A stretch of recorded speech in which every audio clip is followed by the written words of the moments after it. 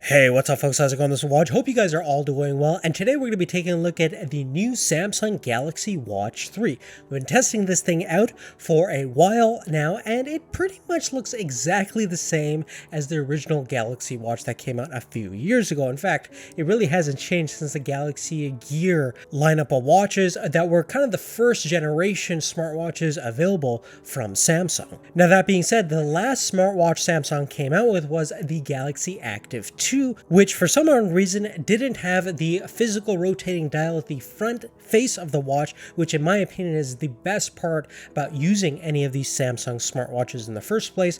The Galaxy Active 2 had a touch-based capacitive dial that you would swipe around the rim of the watch, and it would more or less do the same thing as the physical dial. Now we have the physical dial back, and we have some of the capabilities of the Galaxy Active 2, mainly the better integration with the S Health app on your smartphone, as well as having blood oxygen sensors built into the heart rate monitor, as well as the potential to read ECGs and EKGs like the Apple Watch famously does currently right now. Now, of course, that brings us to the big question that we're going to address in this video is how does the Galaxy Watch 3 compare to the best smartwatch that you can get right now, the Series 5 Apple Watch? And before we do a deep dive into that topic, let's talk about our sponsor Raid Shadow Legends that made this video possible. Now, Raid Shadow Legends is probably one of the biggest mobile RPG fantasy games out there. It's one of the most played and downloaded mobile games ever, and for good reason. With a massive player versus environment campaign map that spans over 13 spectacular locations, as well as a super intense and competitive PvP arena where players can go head-to-head, unlock special and unique gear for their champions, and climb the ranks. Now, the sheer variety of the champions and characters you can build in this game is super expansive. You have 16 different factions ranging from sorcerers, skinwalkers, undead, elves, and a whole lot more. In fact, there's about 500 different types of champions altogether, and with millions of different artifacts and gear you can equip them with, the possibilities of creating and evolving your champion over the game's lifespan is truly endless. On top of that, the game is continuously being upgraded and expanded with special events that allows you to actually collect fragments of ultra rare and expensive champions that you can ultimately summon and get for free. Right now, there's several events running right to the end of August that allows you to collect fragments of Corella Witcharm, which is an ultra rare and expensive champion if you were to buy it outright, but with these events you get the chance to get her for free, which is pretty cool. Additionally, there's a new bazaar that allows you to get high value items for your champion that you can buy with gold bars that you've collected through tag arena wins, and they've just extended the daily login rewards up to 270 days, so you can essentially get free incentives for just logging in, playing every day, and this is an excellent time if you haven't played the game already to get started. And by using our link below, you get 100,000 silver, a free champion, as well as a couple of more bonus items, including 2 clan boss keys and 3 ancient shards. You'll find all these bonus items located in your game's inbox on the top right hand side of the game's main menu display. We want to thank Raid Shadow Legends for making this content possible. Now, firstly, let's talk about the overall design philosophy of both of these watches, and they're more or less the same since the conception of both the first generation versions of the smartwatches respectively. The Apple Watch still utilizes a square rectangular screen, miniaturizing the smartphone experience, versus the Galaxy Watch, much like many other smartwatches, including most of the Google Android Wear OS devices, use a circular display, kind of mimicking a more traditional watch face look. Now, both in terms of screen real estate, usability factors, and things like that, from a touchscreen perspective, it definitely makes a lot of sense to have a square screen. You get more screen real estate. In fact, the body to screen ratio is a lot higher on the Apple Watch, and not to mention, since we're not cutting off all corners of the display, the app integration is definitely going to be a lot better than most circular touchscreen interfaces. Now, that being said, since we do have that physical rotating dial back on the Galaxy Watch 3, the navigation and the custom Tizen operating system that Samsung has been using for their smartwatches is definitely better integrated than many other smartwatches on the market. Furthermore, in terms of the building materials and overall fit and finish, the Samsung watches have always been really good. I don't think that they're still up to the standards of the Apple Watch, which is even from a budgetary standpoint, the cheapest watch I think is still better built and has a better overall fit and finish than most of the Samsung watches, which tend to get nicked a little easier. The screen doesn't have an oleophobic coating, so it's a fingerprint magnet. But in terms of materials, it's using premium materials, stainless steel frame construction on most of the watches. It's also available in titanium frame and Gorilla Glass scratch resistant technology for the actual watch face itself.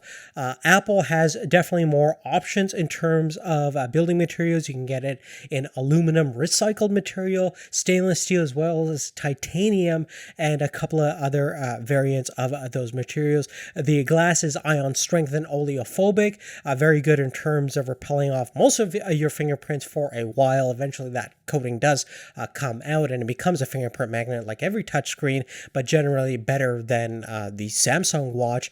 And it's also available in sapphire crystal glass if you want extra protection and luxury at the front and back of the watch. Now, in terms of overall ruggedness and durability, both are rated for a water resistance down to about 50 meters deep. They're both pretty sealed, so definitely not going to have any problems with sweat or any kind of moisture getting on them, and they're both pretty dust resistant as well. Furthermore, in terms of strap options, Apple, I think at this point does a great job in giving you a whole variety of different strap options. You can also adapt third-party straps as well. There's a decent market for that, and Samsung is just pretty darn universal. You can really use any 20mm strap options that are available from them or any other manufacturer. Now let's talk about fall detection. Now, interestingly, the Samsung does have the capability of detecting a fall, but it's only during certain strenuous physical activities. It doesn't really detect falls at all times. So for example, if you're sitting and you suddenly fall and you're incapacitated, the Samsung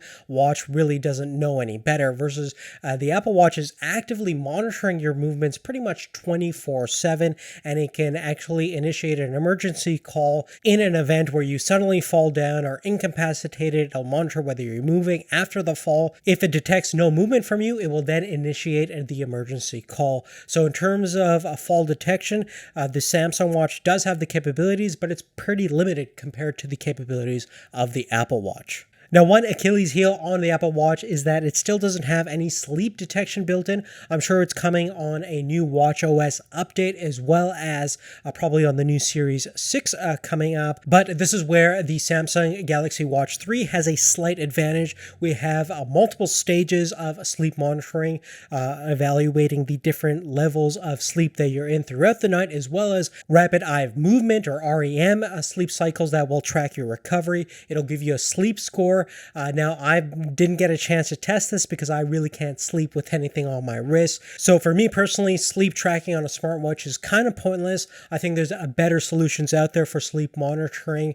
We've done videos on the Sleep Zen Buds, as well as Whoop straps and things like that, where it's probably more ideal for sleep monitoring for me personally. But if you do want to track your sleep stages and everything like that, the Samsung does have that technology straight out of the box. Now, in terms of a fitness tracking device, the Apple Watch has a plethora of different applications, integration with Nike Plus, Adidas, a whole bunch of different running applications that are very highly developed and fairly established at this point, and not to mention a fairly great built-in fitness tracking system that will allow you to track and monitor a whole bunch of different activities ranging from swimming, yoga, running, resistance training, a whole bunch of other things. Now, the Samsung Tizen operating system has a bunch of similar capabilities in terms of having built-in different physical activities that you can track. For the most part, it's definitely not as accurate in terms of giving you a precise amount of calories burned and things like that. There was a huge variation. Sometimes the heart rate monitor was off, and sometimes the overall effort rating of how hard the particular workout was too conservative based on my opinion, although most things are fairly inaccurate in terms of how many calories you're actually burning based on all things and all the different variables out there. But generally speaking, the Samsung one I found was pretty lackluster for the most part. And from a fitness companion standpoint, I'd probably go with the Apple Watch based on my personal experience. Although in terms of a running companion, they've made some major improvements to the running coach built in. The big addition is that it'll actually tell you whether your symmetry on each of your strides is either left dominant or right dominant, or you have good symmetry on both left and right side. And it'll let you know that you need to improve your running mechanics for better overall efficiency, longevity, and you also have things like a GPS data, so it'll track your route. Fairly rudimentary stuff that's been available on the Apple Watch for years now. Now, lastly, let's talk about the battery performance of both of these two. Firstly, let's talk about capacity. Now, we have the smaller versions of both respective watches. So the 41 millimeter version of the Samsung Watch 3 has a 247 milliamp hour battery, and the 40 millimeter version of the Apple Watch has a 245 milliamp hour battery. So pretty much the same size battery.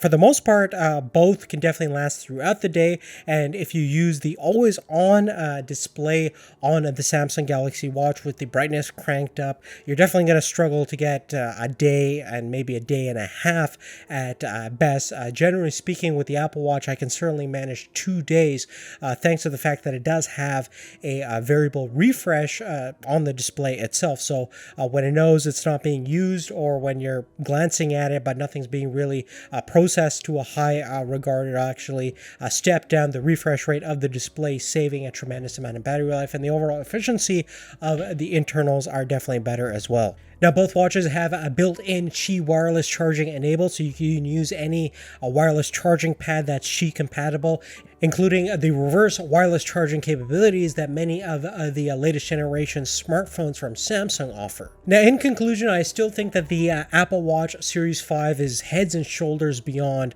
of what any other smartwatch is offering right now. And although the Galaxy Watch 3 is a decent alternative to the Apple Watch if you're coming from the Android side of things and can't use an Apple Watch in the first place, it's still fairly behind and kind of a disappointment to me. Basically, Samsung didn't do anything to improve the original Galaxy Watch design. In fact, it's using the same internal architecture, the same Exynos 9110 processor that they've been using for years, the same Tizen operating system that has barely any upgrades, and with the addition of some of the upgraded sensors such as the ECG and EKG capabilities, which are, by the way, not even available in most parts of the world besides South Korea. And although eventually when it gets turned out through most parts of the world, the ability to read ECGs and EKGs isn't a huge deal for, I think, most people out there. It's not going to be something that sells a tremendous amount of watches, and probably not going to convert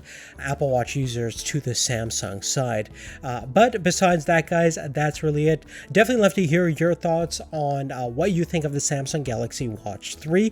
I'm really curious to see what will happen with the new generation of Apple Watch, the Series 6, that will be coming out very, very soon. Make sure you subscribe to the channel for that upcoming content. Other than that, check out the description for down below. Big thanks to Raid Shadow Legends for making this video possible in the first place. See you later. Subscribe if you haven't already, and we'll take care.